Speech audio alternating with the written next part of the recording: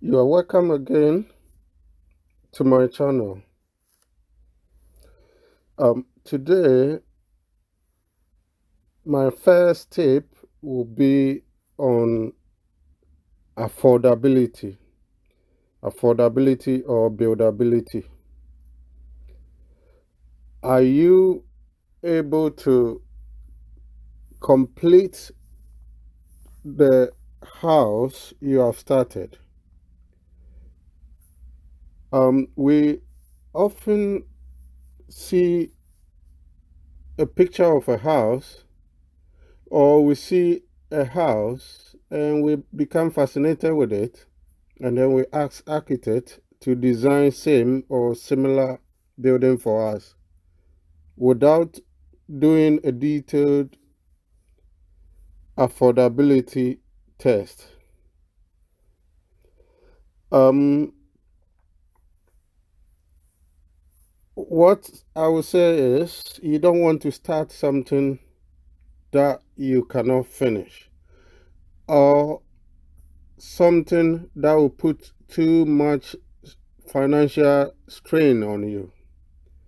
So, my friends, try and do affordability tests from the design stage before you get yourself into trouble. As a guide, use this rule to assess your buildability or affordability. If you live abroad, um, or you live out of the project location, use 1/3 of your income as a factor over 5 years.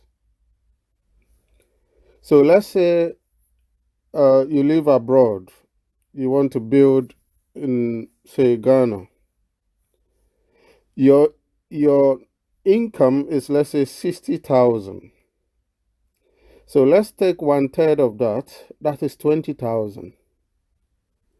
So it means you're going to put 20,000 in your building in a year. So 20,000 times 5 years, that will be 100,000.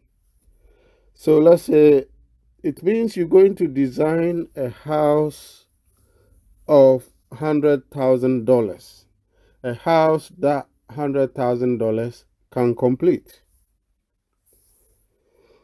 Okay, if you live at project location, let's say you live in Accra, you work in Accra, and you want to build in Accra, then use half of your income as a guide.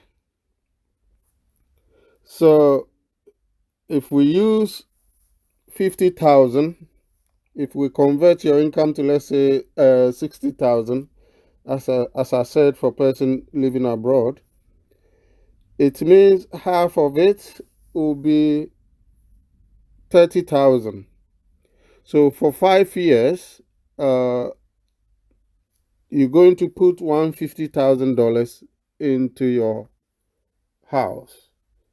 So it means you have to design a house that will take you $150,000 to complete.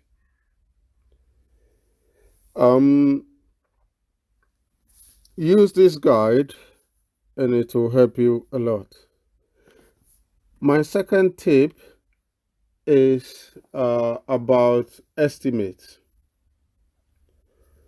Don't let estimates of trade or artisan deter you too much, or don't worry your head too much about estimates, because the chances are the estimate is wrong, it is overstated, or it is underestimated. So don't worry too much about it.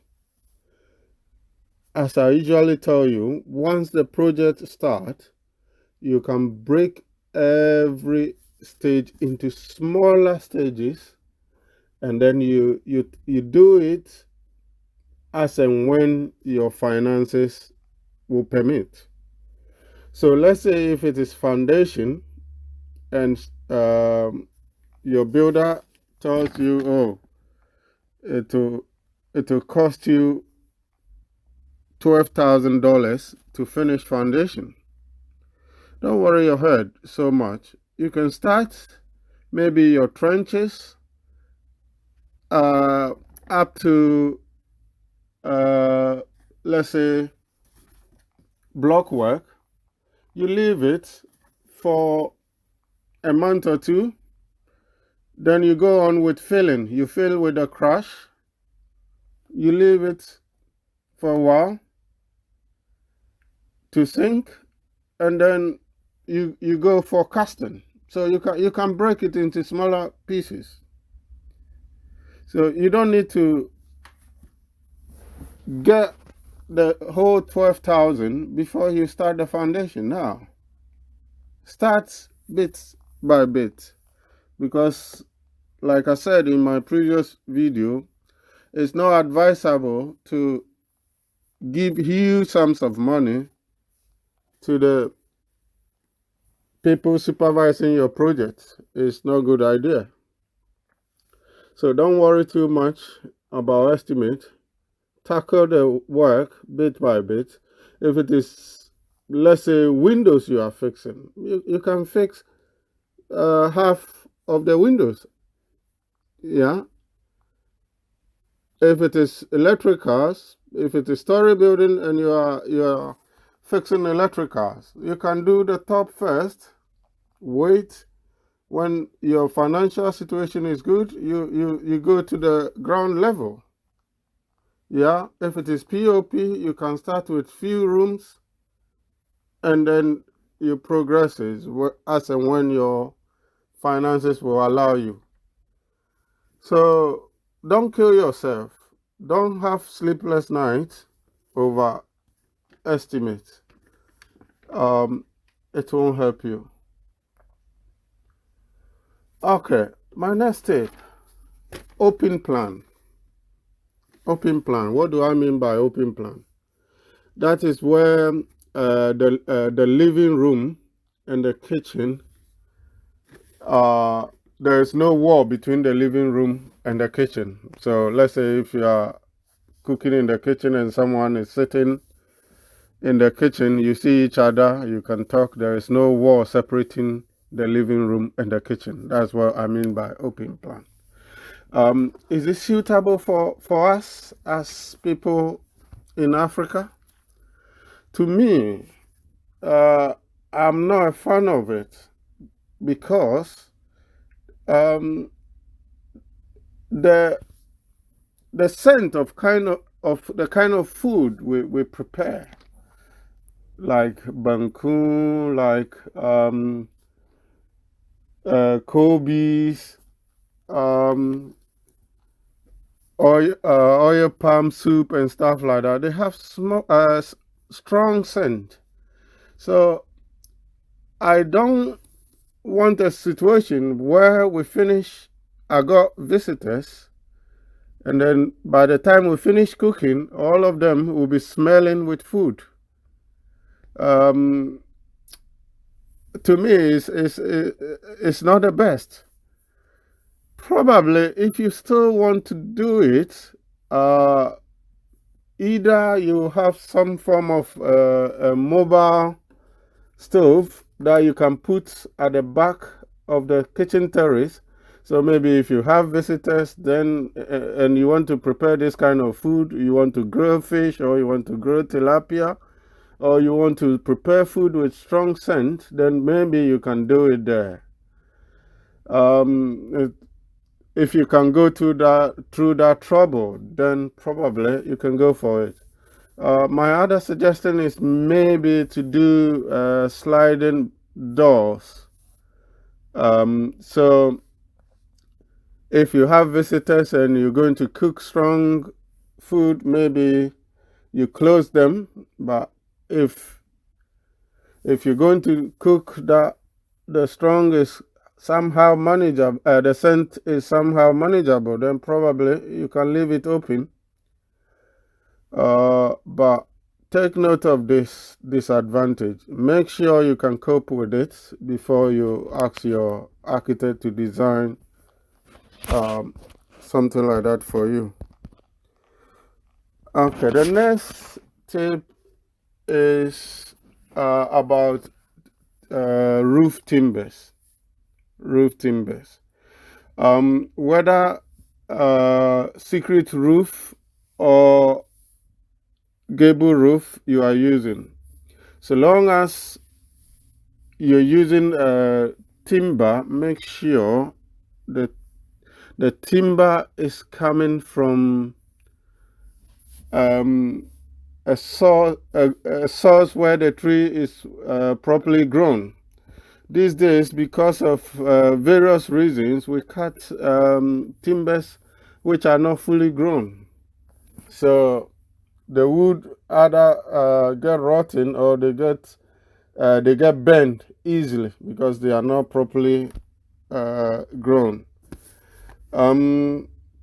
Also, make sure that it's hardwood. It's hardwood like cedar, that's odum or isa, or make sure that the wood you're using is commonly used in your locality for roofing. Yeah, it's commonly used in your locality for roofing. Then you go for it. It must also be treated with chemicals. It must also be treated with chemicals. Don't forget about it. Also, don't leave the wood at mercy of the weather for long. After you put the timber on your roof, don't leave it too long. Maybe maximum a month or two. Then you cover it. Don't let the sun or whatever the weather condition in your area, don't expose the wood to it too much. Cover it as soon as possible. If you're here and you haven't subscribed to my channel, please subscribe because I have more tips coming your way.